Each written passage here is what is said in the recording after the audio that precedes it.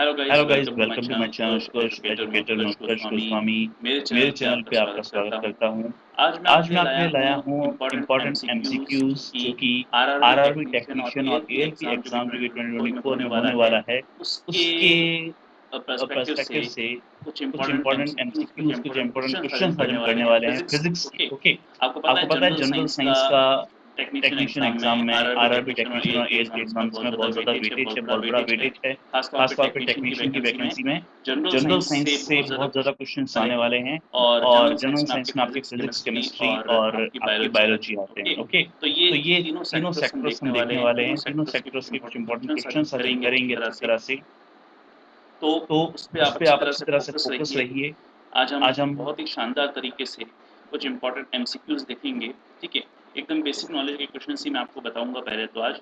ठीक है, क्योंकि ये हमारा फर्स्ट सेशन है और ऐसे बहुत सारे सेशन जिसमें बहुत सारे आपके हर चैप्टर से जितने भी रिलेटेड एमसीक्यूज हैं वो मैं आपको प्रैक्टिस करवाऊंगा। ओके, जो कि technician exam, RRB technician, railway technician and ALP के पर्सपेक्टिव से बहुत ज़्यादा इंपॉर्टेंट है। ओके, फिजिक्स से स्टार्ट करते हैं। चैप्टर है मोशन। ठीक है, तो हम सबसे पहले फर्स्ट क्वेश्चन देखते हैं, which of the following is a scalar quantity.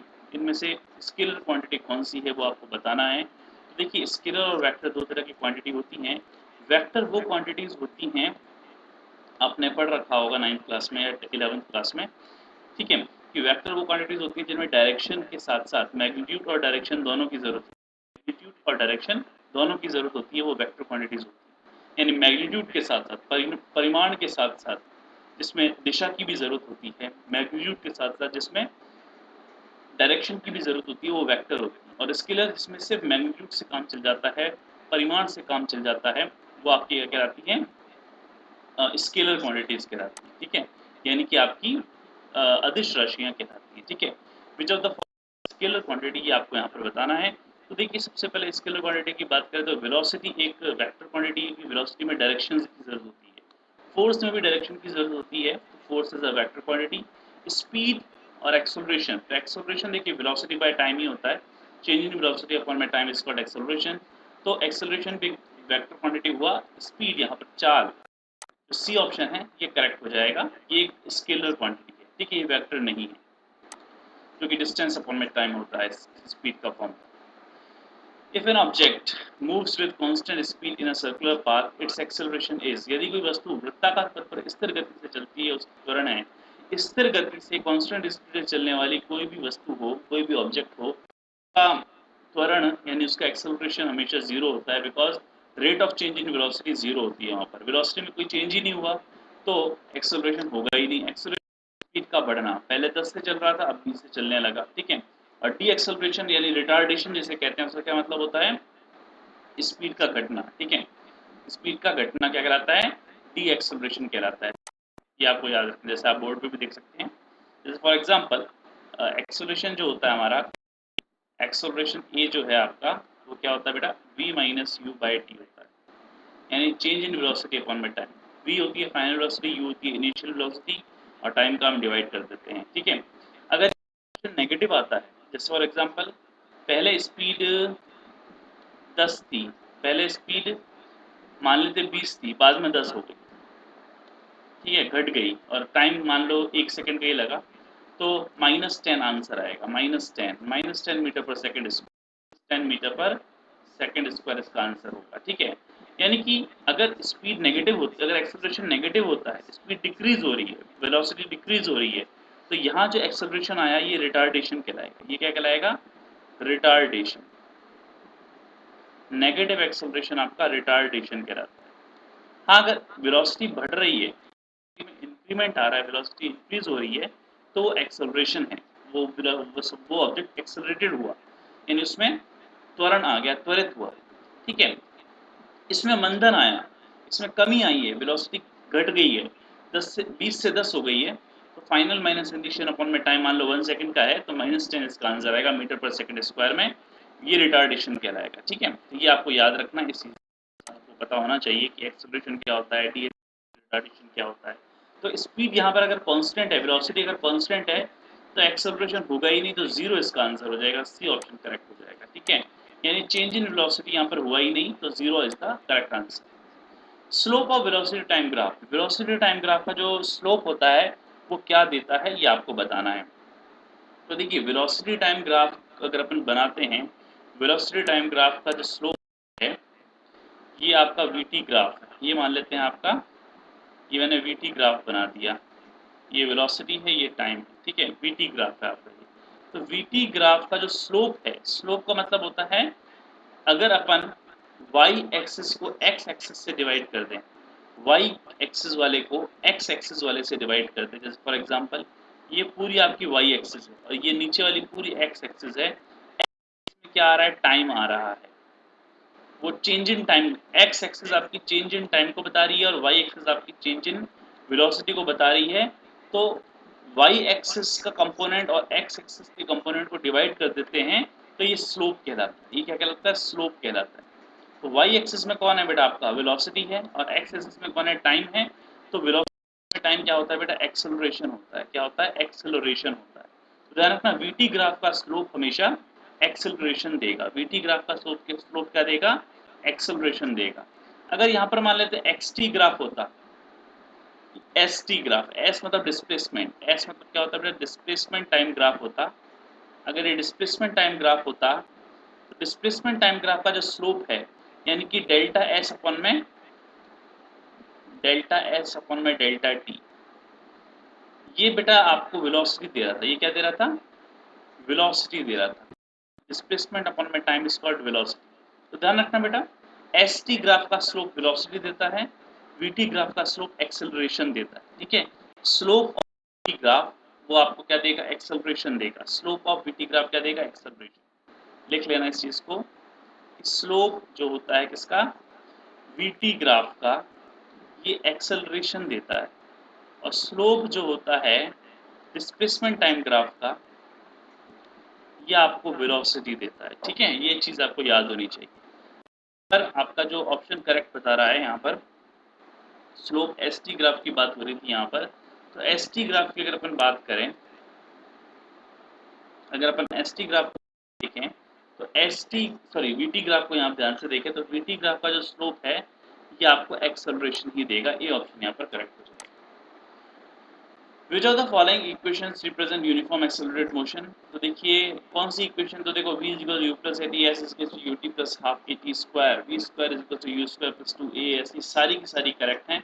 ये तीनों ही आपकी एक्सेलरेटेड मोशन की इक्वेशन है। v बराबर u plus A T, s बराबर ut plus half A T square, v square बराबर u square plus 2as। Okay, तो ऑल ऑफ द अबव यानी कि डी ऑप्शन आपका यहाँ पर करेक्ट बैठेगा। सारी इक्वेशंस ये हैं। ठीक है, त्वरित गति की एक्सेलरेटेड मोशन। फिफ्थ क्वेश्चन आपका, the SI unit of acceleration is, तो ध्यान रखना अभी अपन ने देखा था एक्सेलरेशन को, metre per second square is the correct. Metre per second square जो है ये एसआई यूनिट होती है किसकी, एक्सेलरेशन की। Area under the velocity time graph, देखिए वेलोसिटी टाइम ग्राफ का जो एरिया होता है यानी वेलोसिटी मल्टीप्लाई बाय टाइम। ठीक है, एक बार अपन दोबारा जाते हैं, ध्यान से देख सकते हैं ये वीटी ग्राफ है। वीटी ग्राफ का एरिया, एरिया क्या मतलब है, देखिए ये ट्राइंगल है, इस ट्राइंगल में हाइट भी है और बेस भी है, तो बेस इंटू हाइट को मल्टीप्लाई कर दो तो वो एरिया बन जाता है, यानी कि delta we multiply by delta T.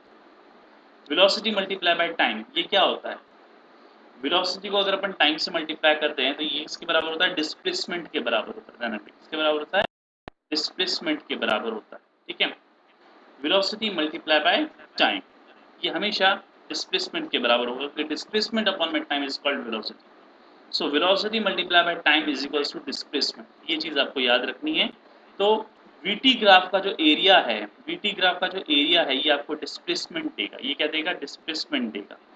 ठीक है, एटी ग्राफ का एरिया, अगर यहाँ एक्सेलरेशन टाइम ग्राफ होता, अगर यहाँ पर एक्सेलरेशन और टाइम ग्राफ होता तो एक्सेलरेशन टाइम ग्राफ का जो एरिया है, एक्सेलरेशन टाइम ग्राफ का एरिया मतलब एक्सेलरेशन मल्टीप्लाई बाय टाइम, वो आपको क्या देता है, वेलोसिटी देता है।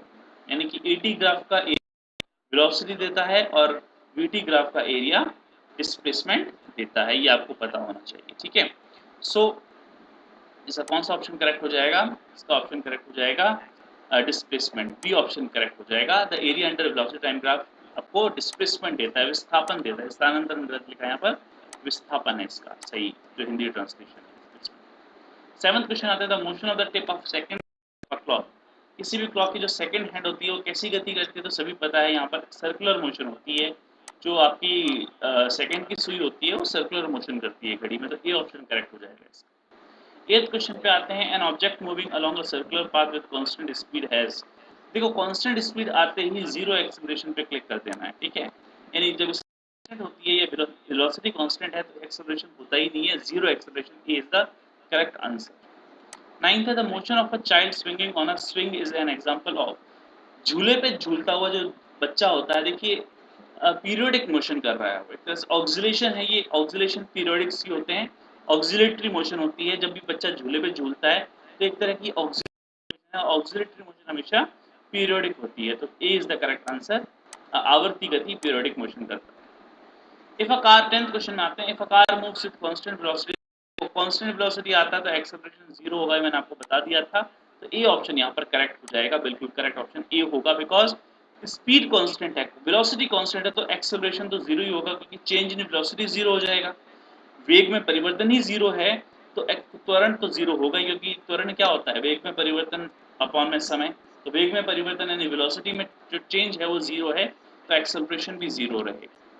The acceleration due to gravity near the surface of the earth is. देखिए सरफेस ऑफ द अर्थ के पास जो 9.8 मीटर पर सेकंड स्क्वायर का एक्सेलरेशन देखने को मिलता है धन, ठीक है। गुरुत्वीय त्वरण होता है, ग्रेविटेशन एक्सेलरेशन होता है, ये हमारे अर्थ में 9.8 के आसपास होता है। पोल्स में ये ज़्यादा होता है, पृथ्वी की जो शेप है उसके पोल्स पे ये जो गुरुत्वीय त्वरण है ये ज़्यादा रहेगा। पोल्स में अगर अपन पृथ्वी की शेप बनाएं, पृथ्वी की शेप कुछ इस तरह से अगर अपन बनाएं, पृथ्वी की शेप को अगर अपन थोड़ा सा अच्छी तरह से बनाएं, आप देख सकते हैं, तो पोल्स में ये देखिए यहाँ पर ये इक्वेटर है, ये आपका भूमध्य रेखा है इक्वेटर, ये आपका इक्वेटर और ये नॉर्थ पोल और ये साउथ पोल। तो पोल्स में ध्यान रखना, पोल्स में जो ग्रेविटेशन एक्सेलरेशन होता है जी, ये 9.81 के आसपास होता है, 9.81 के आसपास होता है, जबकि इक्वेटर पे 9.80 होती है, इक्वेटर पे इसकी वैल्यू 9.80 होती है। तो पोल्स पे ग्रेविटेशनल एक्सेलरेशन ज़्यादा होता है, जबकि आपके किस पे, जबकि आपके इक्वेटर पे इसकी वैल्यू कम होती है, 9.8 के आसपास होती है। तो पृथ्वी पे अगर बात करें, सरफेस पे बात करें तो 9.8 metre per second square is the correct answer, यानी कि बी ऑप्शन करेक्ट हो जाएगा। The speed time graph of particle with uniform acceleration is. देखिए स्पीड टाइम ग्राफ हमेशा कैसा आता है, यूनिफॉर्म आते ही एक आएगा, यूनिफॉर्म आते ही एक स्ट्रेट लाइन आएगा।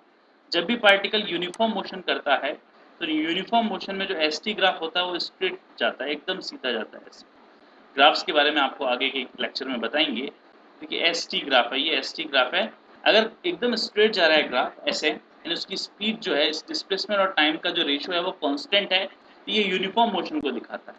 ऐसे वीटी ग्राफ बनाते, ऐसे अगर अपन वीटी ग्राफ बनाते हैं और वीटी ग्राफ में ये लाइन आती है, क्या शो करती है कि वेलोसिटी और टाइम का रेशियो सेम है, यानी वेलोसिटी टाइम का रेशियो सेम, मतलब 1 सेकंड में मान लो पार्टिकल 2 मीटर पर सेकंड की स्पीड से चल रहा है, तो 2 सेकंड में 4 से चलेगा, 3 सेकंड में 6 से चलेगा, यानी 1:2 फिक्स रहेगा। तो जिसमें रेशियो फिक्स रहता है उसमें आपको याद रखना वो यूनिफॉर्म मोशन को शो करता है। किसको शो करता है, यूनिफॉर्म मोशन को शो करता है, ठीक है। तो हमेशा ध्यान रखना यूनिफॉर्म मोशन का यानी एक समान जो गति होती है उसमें ग्राफ हमेशा सी यानी सी ऑप्शन यानी स्ट्रेट लाइन रहता है, सीधी रेखा है, C option is the correct.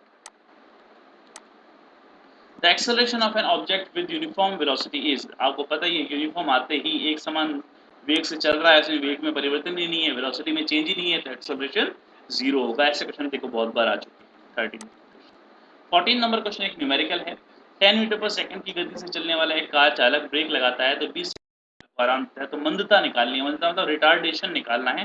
देखिए रिटार्डेशन निकालते हैं, 10 मीटर पर सेकंड में ब्रेक लगाएगा तो उसकी फाइनल वेलोसिटी जीरो हो जाएगी। 20 सेकंड का टाइम दे रखा है आपको, ठीक है। टाइम कितने का दे रखा है, 20 सेकंड का दे रखा है। देखिए इनिशियल स्पीड उसकी 10 है, इनिशियल स्पीड उसकी कितनी है, 10 मीटर पर सेकंड है, और जब ब्रेक लगाएगा तो उसकी final velocity 0 metre per second हो जाएगी। यानी u होती है इनिशियल वेलोसिटी और v होती है फाइनल वेलोसिटी, तो 10 से 0 में आएगा। टाइम कितना लगा, 20 सेकंड का टाइम लग रहा है क्या। तो एक्सेलरेशन रिटार्डेशन निकालना है, यहाँ पर स्पीड में कमी आई है तो अपन कर लेते हैं v minus you by T, final minus initial करते हैं हमेशा। तो फाइनल तो 0 हो गया, इनिशियल कितनी थी 10 थी, और टाइम कितना लगा 20 का लगा, तो एक्सेलरेशन आ गया माइनस का 10/20, और माइनस 10/20 को सॉल्व करोगे तो ये हो जाएगा 1 और माइनस का 1/2 होता है बेटा माइनस का 0.5, आधा हो गया ना, माइनस का 0.5 माइनस का 0.5 मीटर पर सेकंड स्क्वायर इसका करेक्ट आंसर आ जाएगा। ठीक है, माइनस का 0.5 मीटर पर सेकंड स्क्वायर इसका करेक्ट आंसर आ जाएगा। ठीक है, तो आप देख सकते हैं बोर्ड पे सी ऑप्शन यहाँ पर करेक्ट बता रहा है, सी ऑप्शन यहाँ पर करेक्ट बता रहा है, माइनस का 0.5 मीटर पर सेकंड स्क्वायर। ठीक है, ओके, लास्ट क्वेश्चन पे आते हैं। A car of mass 1000 kg 1000 kg का मास है कार का, वेलोसिटी 10 मीटर पर सेकंड की है। If the velocity time graph for this car is a horizontal line parallel to the time axis. Horizontal मतलब कि देखिए टाइम एक्सिस के horizontal है, यानी कि यूनिफॉर्म।